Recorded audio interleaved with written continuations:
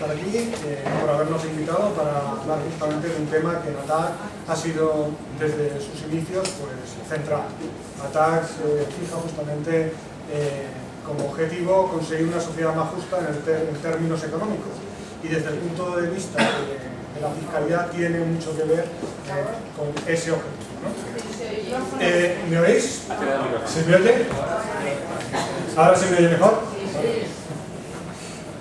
Vale, pues empezaremos, pues no por el principio, porque lo primero que había que empezar es qué son los impuestos y para qué sirven. Eso lo dejaré para el final porque ahí habrá debate. Así que vamos a ver en la situación en la que estamos, porque lo que sí que podemos saber y conocer y experimentar es la situación actual. La situación actual con respecto a lo que se dice la equidad o la justicia en los impuestos que pagamos. ¿Se pagan demasiados impuestos en España? Aquí detrás tenéis un gráfico, este es un gráfico de un periódico, concretamente de la página del País Digital, aunque los datos son de Eurostat. Abajo está el enlace por si alguien quiere consultar los gráficos en los cuales hay una pequeña divergencia con respecto a los datos que hay en el gráfico, pero es mínima y al fin y al cabo refleja la situación. Vemos que España no se encuentra entre los países donde la recaudación suponga más parte del producto, o sea, del PIB nacional. De hecho, España tiene una recaudación del 32,4 del PIB, bueno, quiero recordar que es de 32,9, ahí hay una divergencia, pero es mínima. Bien, de 32,4 frente al resto de países, vemos ahí que solamente por detrás de nosotros está Eslovaquia, Rumanía, Bulgaria, Letonia. Estamos hablando de países que están en la Unión Europea, ¿no? La media de la Unión Europea es del 40%. Es decir, que estamos a 8 puntos por debajo de lo que tendría que recaudar sobre el PIB en España.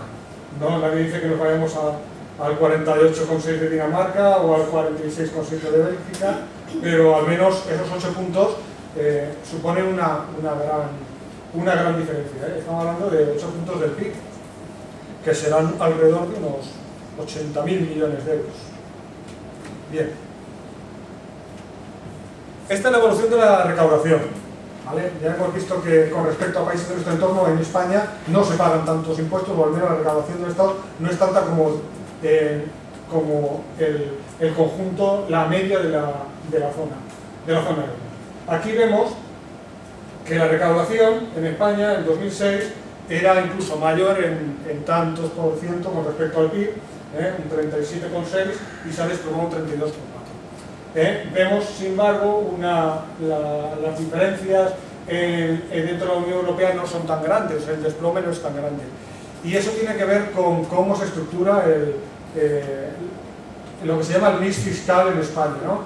Es decir, qué impuestos hay y quiénes los pagan. Bien, como podéis ver, la imposición fiscal, la recaudación fiscal pasa del 37,6 al 38 en el 2007 y se desploma a partir de que llega la crisis inmobiliaria hasta el 31,6 en el 2009, y luego va intentando remontar, vuelve a caer en la segunda recesión. Y bueno, aquí no están los datos del 2013, pero se ha incrementado también, gracias a las subidas de impuestos del Partido Popular, concretamente del IVA, se ha incrementado algo con respecto al PIB la presión fiscal. Bueno, ¿por qué se produce este cambio en España y no se produce ese cambio en Europa? Tiene que ver que en España, alegremente, se bajaron los impuestos directos y se dejó buena parte de la recaudación en manos de impuestos, como por ejemplo el impuesto que se paga cuando compras y vendes una casa. En periodos como el periodo que hemos vivido de especulación con respecto al sector inmobiliario, las compraventas de viviendas era un sector muy dinámico y como tal generaba una ingente cantidad de contratos de compraventa, con lo cual de pagos de impuestos por la compraventa. Eso eran recursos para el Estado. Basta que se desplome la compraventa de vivienda para que se desplome la recaudación estatal. Bien. sabiendo cómo por qué tenemos cierta diferencia con respecto a países de nuestro entorno en la recaudación, habrá que ver si pagamos todos en este país o no pagamos todos. Aquí tenemos un gráfico que es sacado de un estudio de este año, publicado este año, en la Universidad de Zaragoza, titulado "El hueco que deja el diablo, una estimación del fraude en el IRPF con microdatos tributarios". Es tres economistas, ahí los tenéis, Félix Domínguez Barrero, Julio López Labora, que fue director del Instituto de Estudios Fiscales, y Fernando Rodrigo Salto, todos de la Universidad de Zaragoza. Bueno, han hecho un estudio para ver solo sobre el IRPF, que no son todos los impuestos que se pagan en España, como bien sabréis. Y bueno, vemos aquí cuánto de lo que se debería pagar, en base a de donde se sacan las rentas, paga en cuanto a los conceptos. Con respecto a rendimientos del trabajo, vemos que el rendimiento del trabajo sobretributa. Es decir, la gente paga más de lo que debiera. Eso tiene explicación. Hay gente que simplemente renuncia a las devoluciones, hay gente que no sabe que puede hacer deducciones de ciertas cosas. Bien. Si vamos a otras formas de generar rentas del capital mobiliario, la tributación es del 39%, es decir, infratributa alrededor del 61%. Las rentas del capital inmobiliario tributan un 45%, o sea, infratributa un 55%. Las rentas de empresa, o sea, por estimación directa, un 52,6%. Es decir, un 47% que infratributa. Y las empresas por estimación objetiva, también el impuesto sobre la renta, infradeclaran, no pagan, pues tenemos ahí un 54,8%. Es decir, un 46% que no tributan. Esas brechas son, esas que están en rojo, es lo que dejan de tributar cuando deberían estar haciéndolo. Como podemos ver, los trabajadores por cuenta ajena pagamos más de lo que nos debiera, tributamos más de lo que deberían, mientras que hay solamente el IRPF, no estamos hablando de sociedades, no estamos hablando del IVA, solamente estamos hablando de sociedades. Pues esto, sumado a lo que dejan de pagar, estima el estudio que serían unos 20.000 millones de euros anuales, solo en el IRPF. Y evidentemente, como podemos ver, no son los trabajadores por cuenta ajena los que están infratributando y los que no están pagando lo de debería. Bien, eso con respecto al IRPF.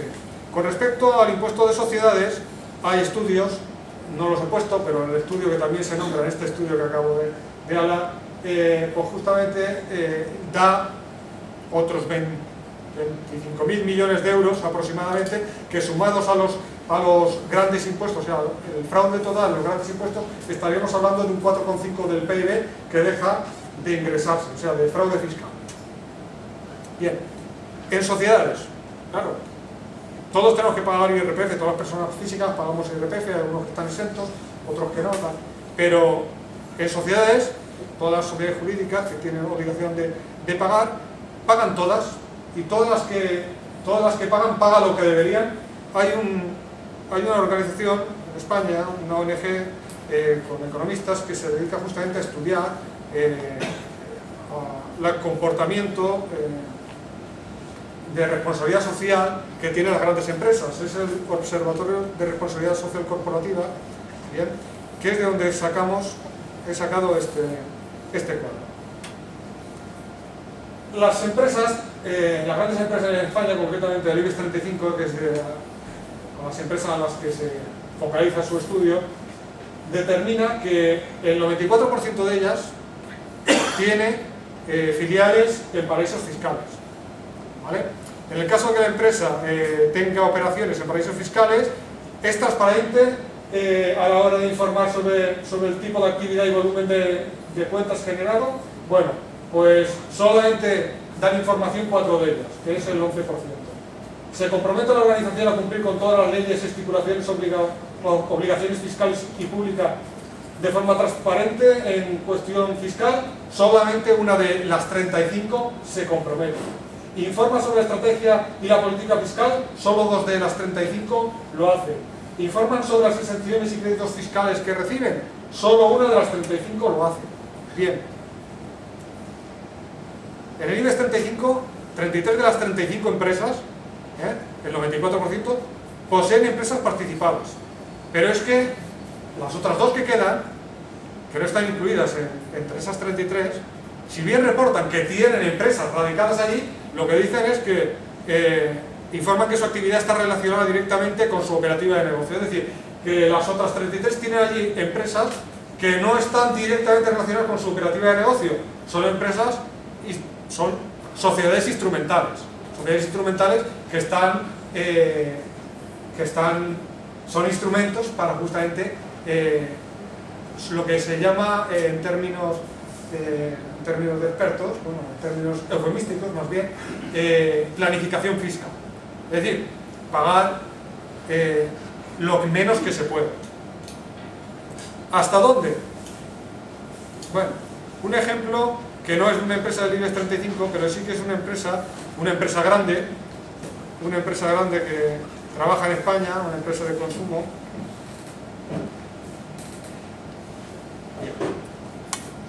Apple.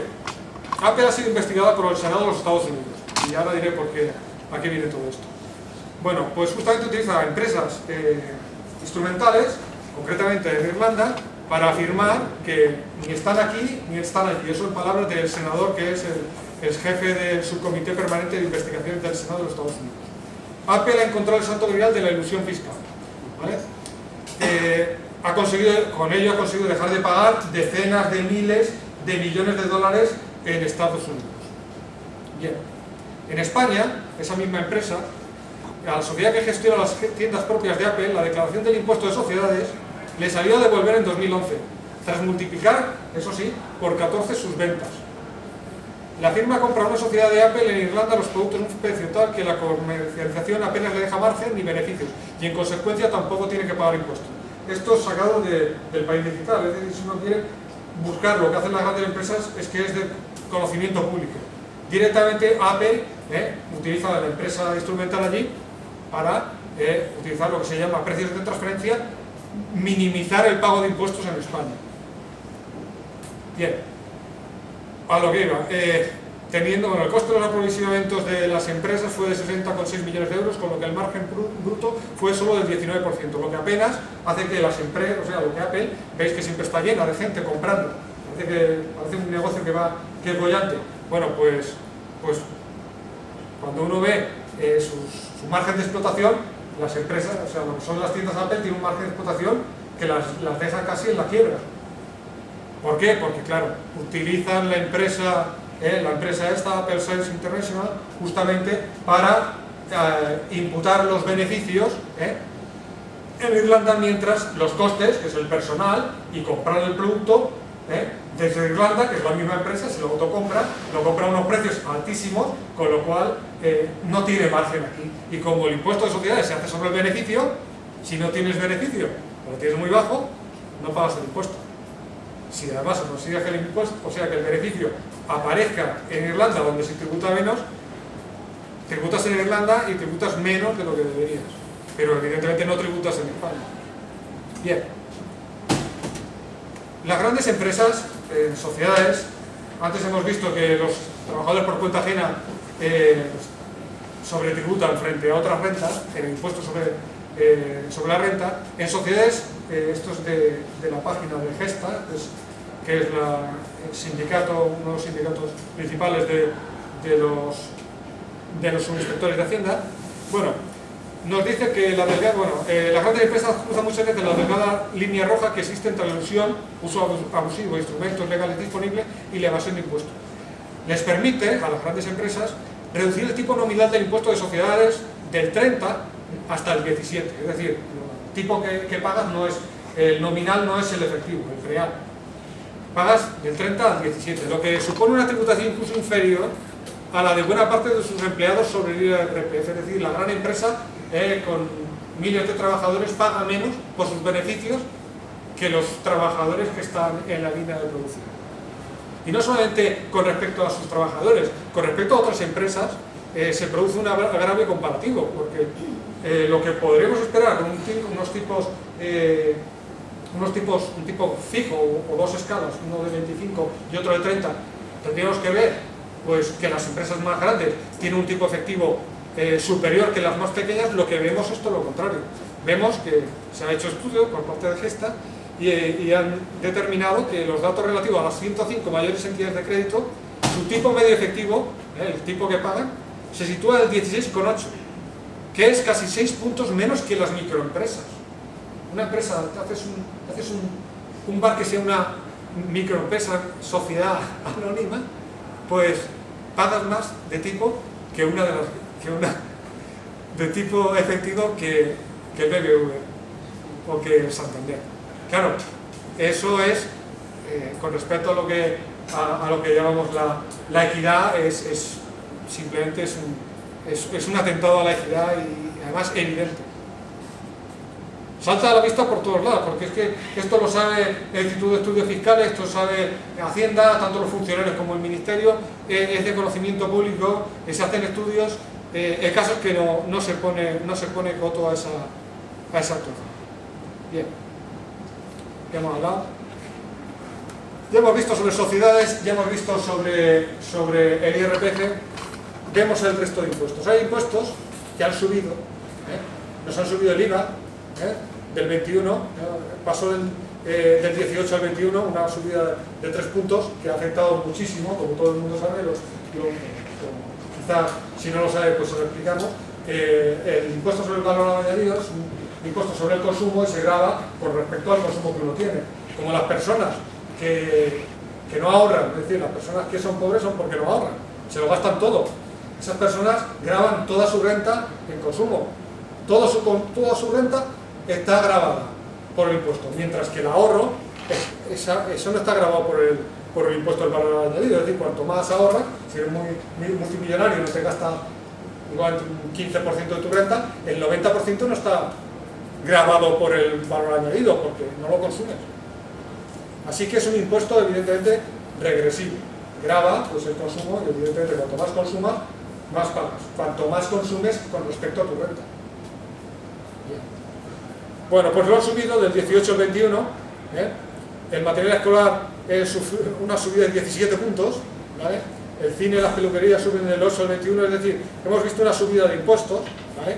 En el cual se ha subido el IRPF, también se han subido los tramos, se ha subido el IVA, se ha subido el impuesto a sociedades, con la salvedad que antes hemos visto, que subir el tipo no quiere decir que haya algunos que paguen, porque claro, si hay algunos suben el tipo, pero no pagan lo que deben, como si lo bajan, ellos seguirán sin pagar lo que deben. Pero hemos visto que en esta legislatura se ha subido la imposición fiscal, concretamente en estos impuestos de IRPF, IVA, sociedades, IBI y otros tributos. Bien.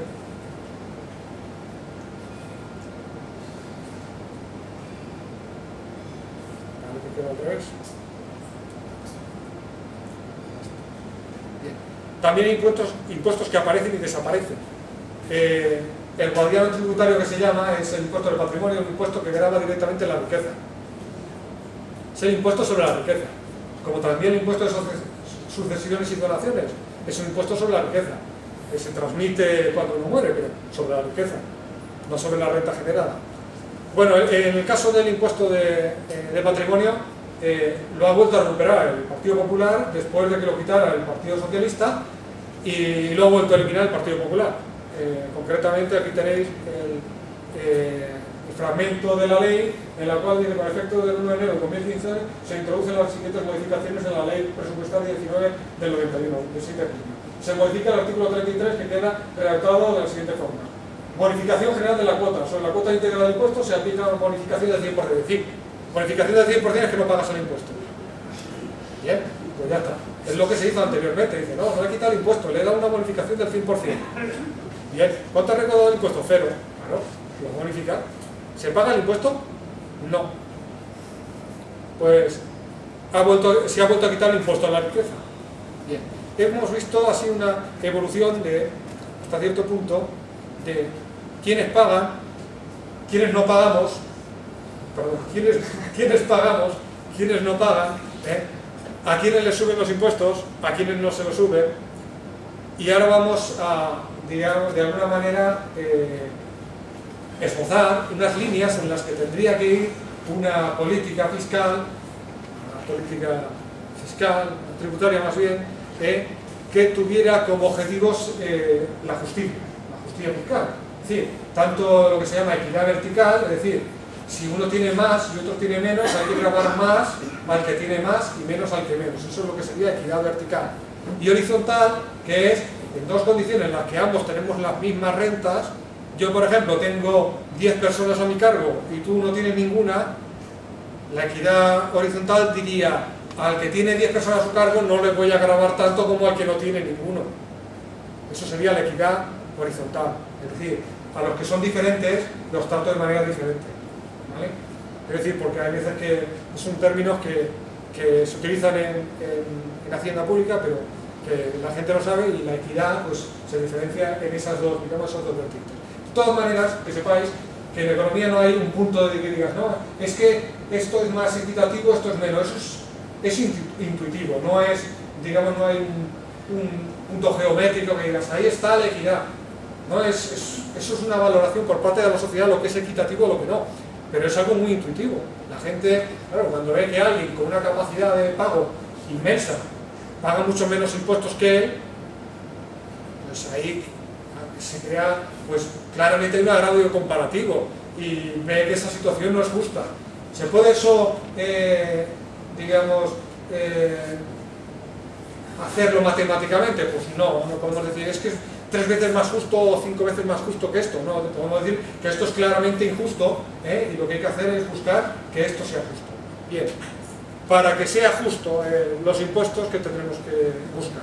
Pues primero que sean progresivos, que graben la capacidad de afrontar, que tenga que ver con la capacidad de pagarlos. No vamos a una persona que no puede pagarlo, no le vamos a grabar con un impuesto, y a personas que pueden pagarlos más que de sobra, no los vamos a dejar exentos, ¿no? Pues hay que buscar la progresividad. Una hacienda pública que grabe más a quien más tiene y no a quien menos se puede escapar, que es lo que estamos viendo, lo que hemos visto en los anteriores ejemplos. Sujetos pasivos, empresas y personas físicas también, que pueden pagar muchísimo, no pagan. ¿Por qué? Porque se pueden escapar, utilizan sociedades instrumentales y no pagan.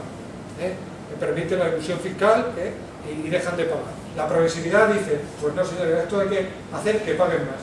Y los que menos pueden, que paguen menos. No hay cuestión de quién se puede escapar más y quién se puede escapar menos. Luego veremos si eso es posible implementarlo de alguna manera. Utilidad social, claro, también aparte para que sea más justa ha de ser útil, ¿no? Se debe gravar más a quienes su actividad carece de utilidad social. Si una empresa está haciendo algo que es útil para la sociedad y otra está haciendo, no sé, cosas que sean, que consideremos como sociedad que son menos útiles, que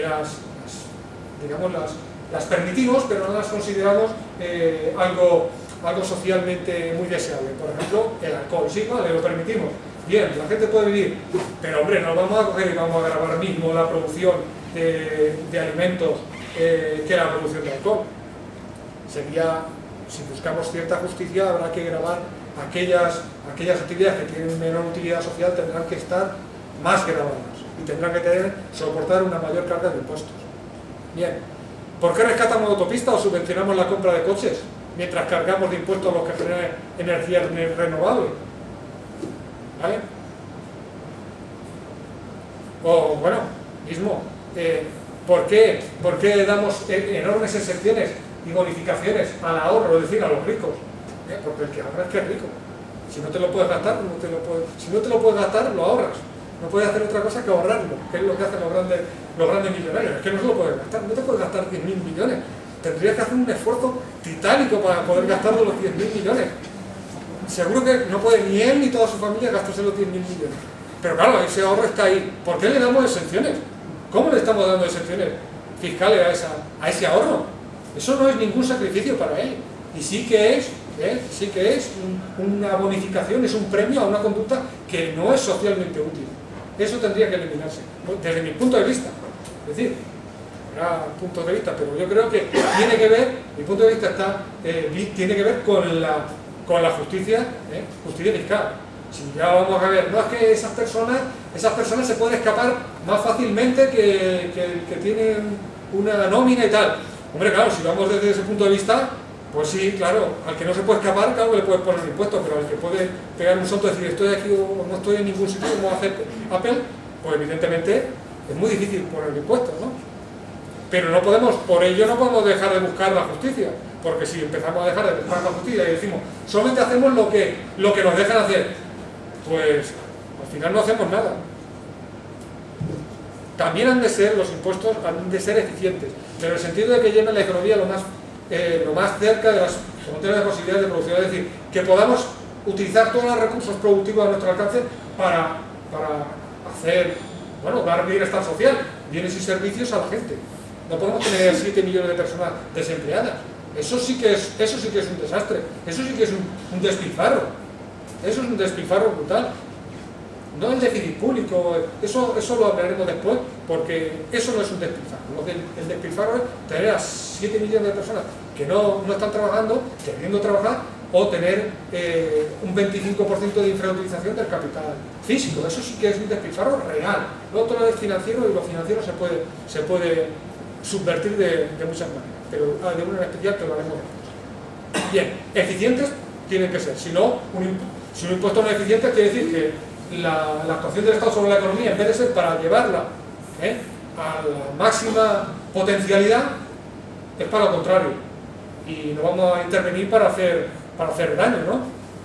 No vamos a coger y llenar el impuesto a la gente para poner un aeropuerto sin aviones y autopistas que no llevan a nadie y asfaltar todas bueno, claro, eso no es eficiente. Base amplia, eso es fundamental. Los impuestos tienen que tener base amplia, porque claro, si la gente puede escaparse al pago de impuestos, pues ya lo tenemos difícil para que cumplan las funciones que luego hablaremos. Bien, base amplia es decir, la renta, como vivimos sociedad monetizada, donde cobramos nuestro salario y nuestra nómina en forma de dinero, no en forma de productos, ya hay base amplia para un impuesto sobre la renta. Pero hay base amplias pues, para otros impuestos, el impuesto sobre el espacio, quieras que no, aunque no estuviésemos monetizados nuestros contratos, el espacio lo utilizas. Cuando coges y dices, no, esto es mi casa, tú estás utilizando el espacio. Y el que dice, no, estos son todos mis terrenos, esto es todo mi chalet y mi mansión, tienes que pagar un impuesto sobre eso.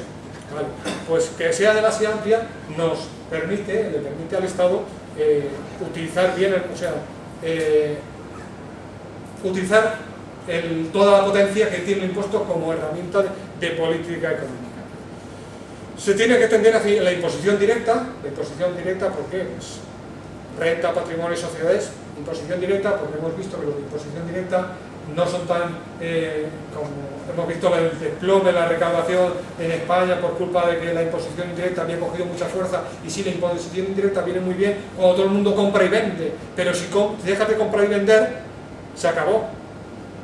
Dejar de recaudar, pues vamos hacia la imposición directa. Además, la imposición directa está diciéndote, grava directamente tu capacidad de pago. Bien. Se podrían poner impuestos nuevos sobre emisión de carbono, sobre uso de espacios o de energía. ¿Bien?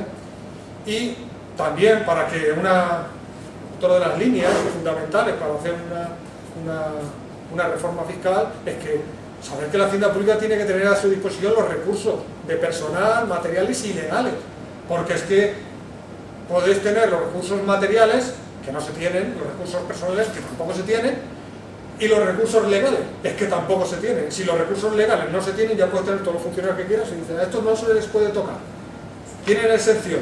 ¿Por qué? Porque hemos decidido que tengan exención. ¿Quién lo ha decidido? No, es que esto está así y no se les puede tocar. Pues mal vamos.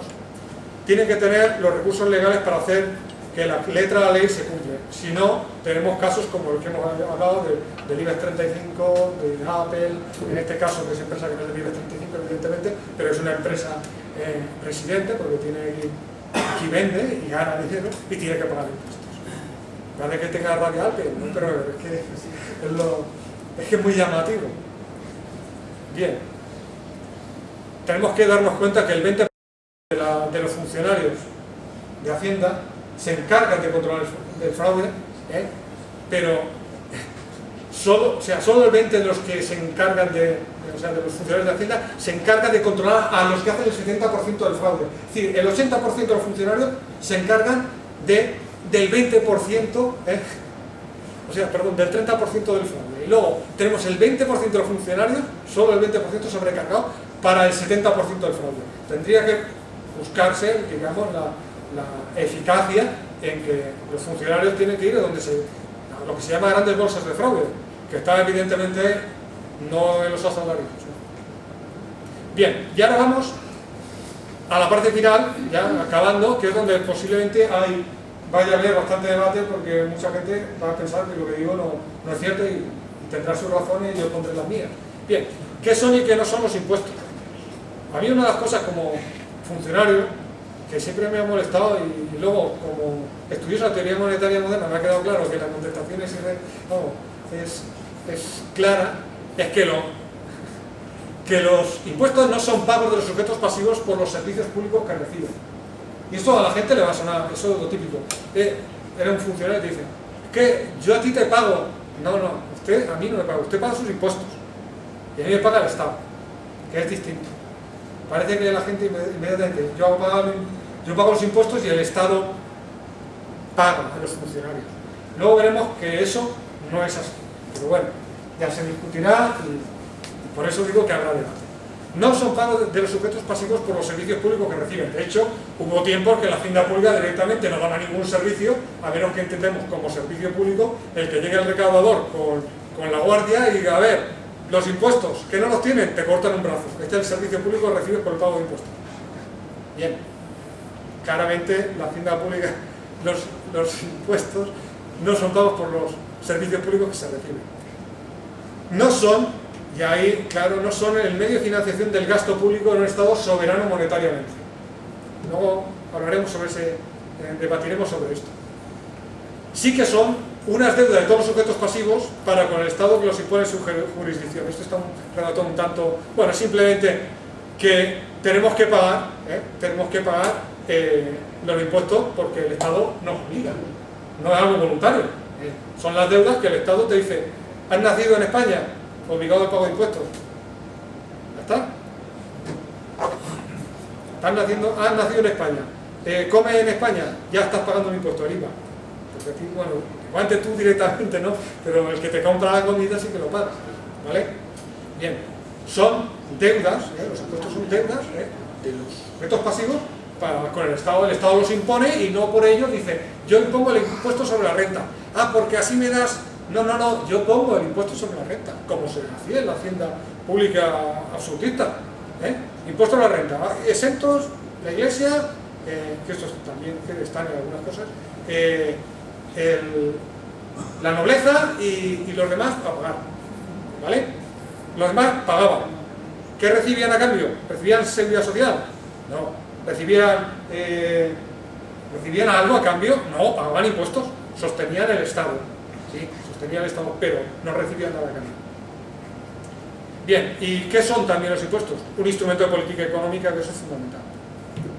¿Para qué sirven? Mira, esto es del padre, perdón por la pronunciación, pero es difícil, Berleram, el padre de las retenciones sobre el impuesto de la renta, eso que pagamos cuando hacemos... cuando llega la hora de pagar Hacienda, vemos, uy, me sale a devolver. ¿Por qué? Porque hay unas retenciones. ¿Quién inventó las retenciones sobre el impuesto a la renta? Bueno, el padre, sobre el impuesto a las retenciones, al menos allí en Estados Unidos, de ahí hemos sacado buena parte de cómo hacer impuesto sobre la renta, dijo, fue además presidente del Banco de la Reserva Federal de Nueva York, que en 1945 que los impuestos para recaudar son obsoletos. Esto que digo suena así muy raro, pero es que es cierto, bajo unas condiciones. Bien, ¿bajo qué condiciones? Él estudió, bueno, no estamos hablando de alguien que no supiera sobre el tema, estaba con el Tesoro de los Estados Unidos, estuvo con el New Deal para crear impuestos de la renta en Estados Unidos, fue presidente de la Reserva Federal de Nueva York, no era uno que pasaba por ahí y que se le ocurrió la felicidad, no, había estudiado sobre eso y se había dado cuenta cuando salieron del patrón oro, porque había que hacer la guerra, salieron del patrón oro y las monedas no eran puramente fiduciarias, no convertibles en otras monedas, y los tipos de cambio entre monedas eran flexibles, simplemente el Estado financieramente no estaba limitado, porque no había que pagar con ningún oro detrás, no hay oro. ¿El dólar qué lo sostenía? Simplemente que se pagaban impuestos, y ya está, y punto. En esa situación estamos en España desde que dejó la convertibilidad hasta que entramos en el euro, no exactamente en el euro, sino cuando establecemos los tipos de cambio fijos con respecto a las otras monedas europeas previo para entrar en el euro. Pero bueno, en esa situación, simple y llanamente, los impuestos no servían para financiar el Estado, y efectivamente, ¿para qué servían? Para estabilizar la capacidad de compra del dólar o de la moneda, es decir, para controlar los precios. Es un controlador de los precios. Si tú no tienes dinero en el bolsillo, ¿cómo te lo puedes gastar? Si no tienes, no te lo gastas. Te subo los impuestos, te quito dinero del bolsillo. No te lo puedo gastar, los precios por narices van a bajar, porque tú no te lo puedes gastar. Expresar la política pública en relación a la distribución de la riqueza y la renta, lo que hemos hablado de la progresividad y también de la utilidad social. Señores, entre empresas, una empresa que hace algo que consideramos necesario, estaba haciendo la guerra contra Alemania y Japón.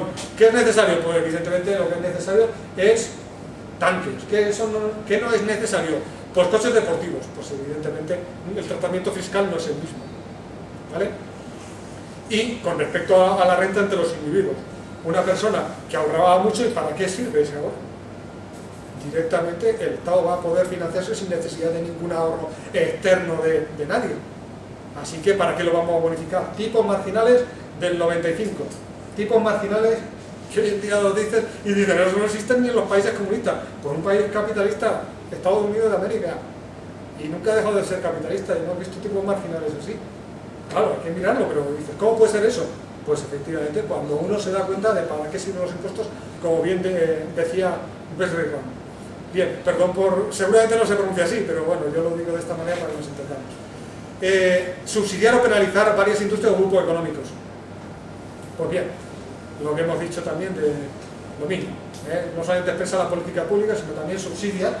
Si algo lo consideras útil, dice, esto lo considero útil, creo que habría que subsidiar la energía renovable. Pues subsidiémosla.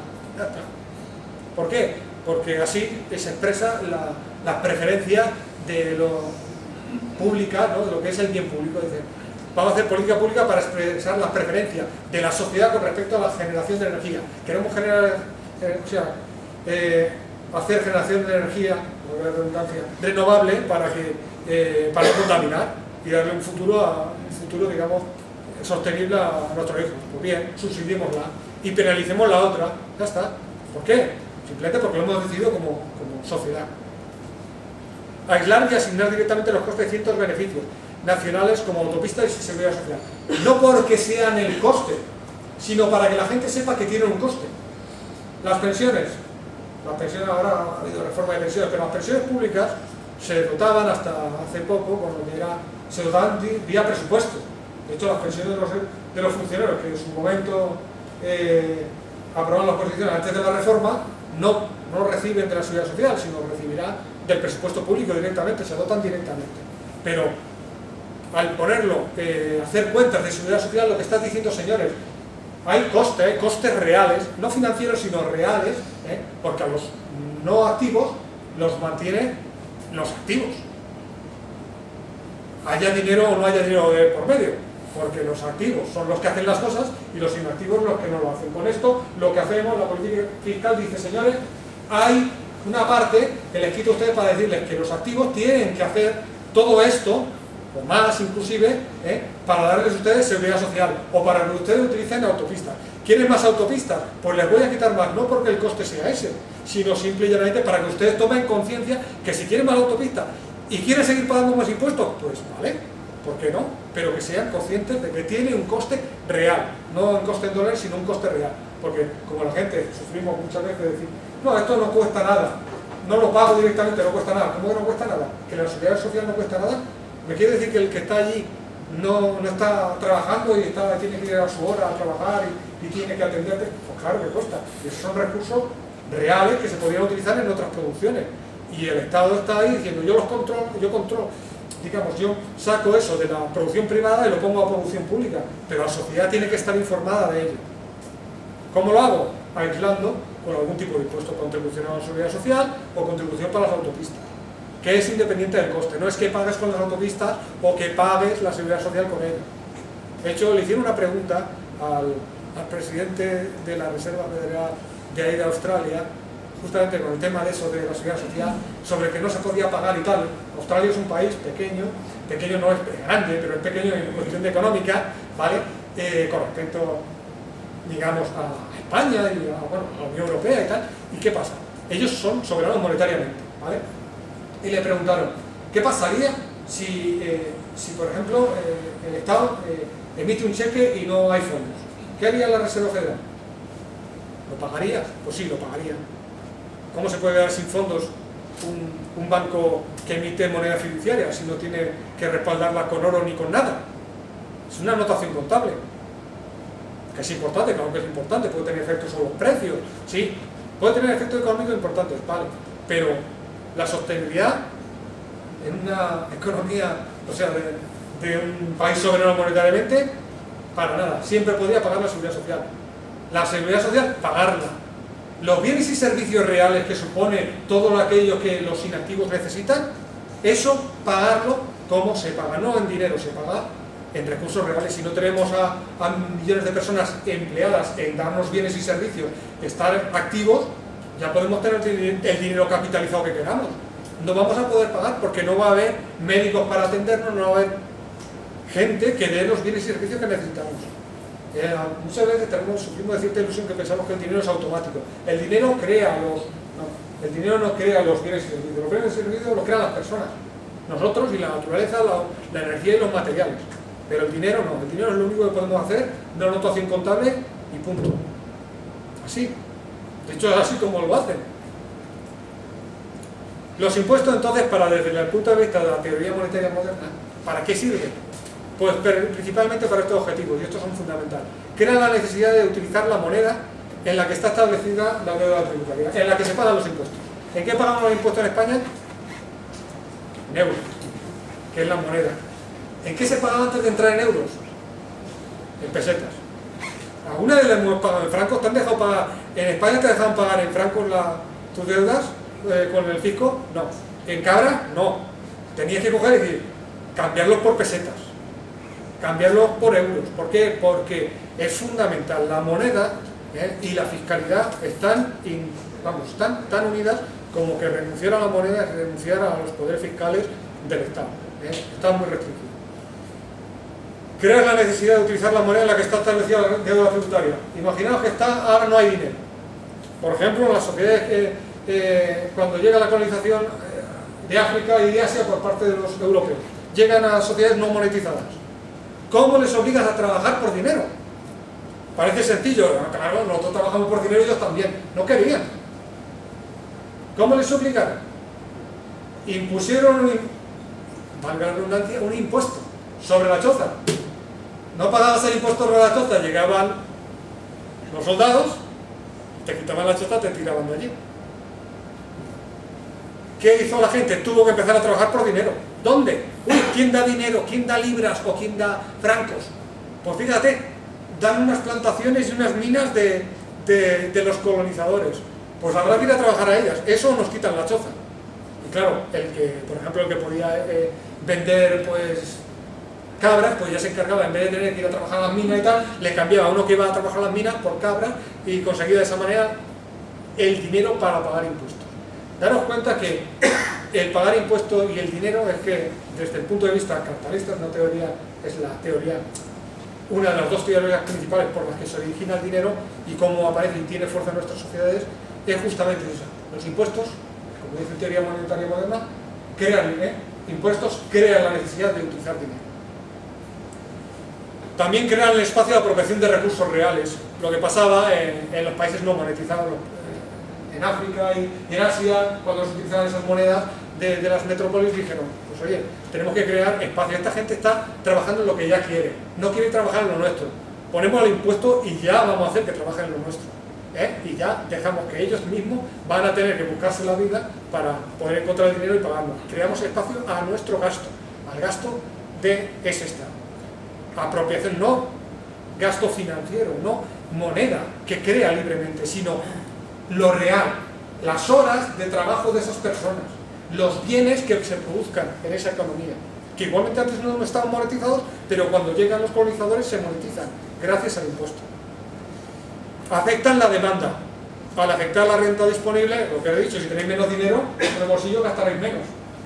Si gastáis menos, los precios bajarán. Bueno, hay menor presión sobre los precios. Cambia la distribución de la renta. Evidentemente, si a ti te pongo el impuesto y a ese no, cambia la distribución de la renta, sí. ¿Hace falta que yo te dé a ti y, o sea, lo que yo te quite a ti se lo dé a él para distribuir?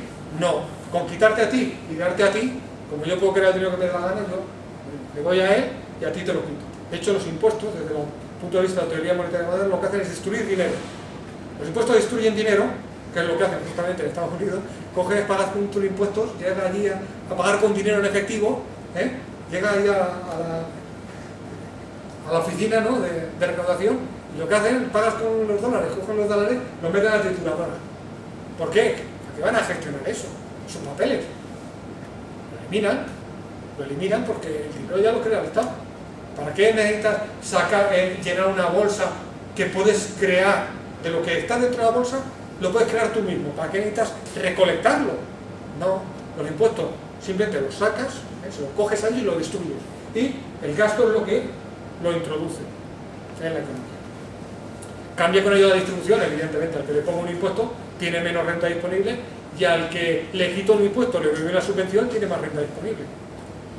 Y ahora lo que a vosotros os resulta más familiar, que en las naciones o en cualquier entidad sin soberanía monetaria financian el gasto. Ah, claro, sí. En naciones sin soberanía monetaria, es decir, si no controlas la moneda, la cúspide de la moneda, necesitas financiarte. ¿Y cómo te financias? Entre comillas, financiarte con impuestos o pidiendo prestado. Y eso es un gran problema, porque le quita unas posibilidades fiscales al Estado que son las que le permiten muchas veces hacer la política que necesita hacer y que no le permiten. Bueno, esto ya lo vamos a dejar porque son gráficos justamente de teoría monetaria moderna que nos dicen más o menos pues, que todo ese gasto, o sea, todo ese déficit público que veis no es ni más ni menos que ahorro privado, doméstico y no doméstico, o sea, nacional e internacional en nuestra moneda. Y la gente me dice, ¿cómo puede ser? Imaginaos que hubiese equilibrio en el sector exterior, es decir, importamos y exportamos, se queda la paz, ¿vale?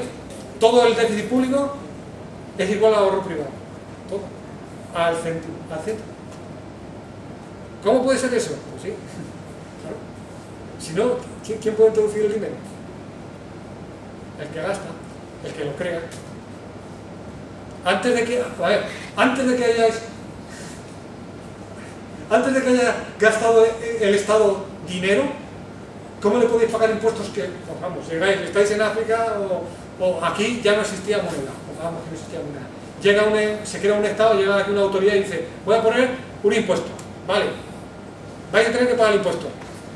¿Cómo lo podéis pagar? No tenéis moneda. Que en la ejecución, digamos, presupuestaria, lo primero es el gasto y lo segundo la recaudación, natural, porque hasta que no introducen el dinero difícilmente puede recaudarlo. Y es que no es de otra manera. A veces vemos que el dinero sale de las minas del oro, nada, para nada. No ahora, ni antes, se acuñaban monedas, sí, pero el dinero era el cuño, no el oro que hubiera. Sin cuño, ¿eso qué era? Era oro, ¿vale? Un material que tiene un valor de mercado, pero eso eran soberanos o eran maravillosos. No, hasta que no está acuñado, nada.